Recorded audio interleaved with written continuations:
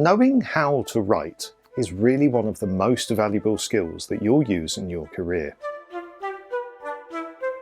Now I'm going to take you through a simple 4-step process to go from nothing to creating a finished piece of writing.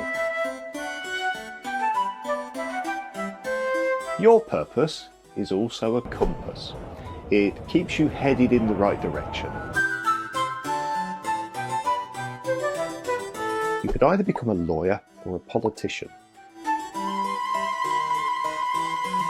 Stories are to do with novels and movies, you know, interesting things. Daytime, interior, coffee shop. 2 men walk through the doorway. Particularly one part of the basal ganglia. We're going to look at something called the globus pallidus.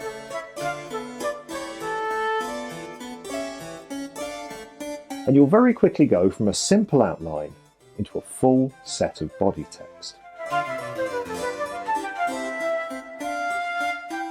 He studied the pilots. In particular, he studied how the pilots' brains processed information.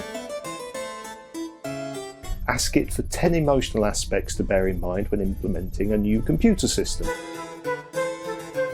Show the car chase, not just tell the audience that it happened.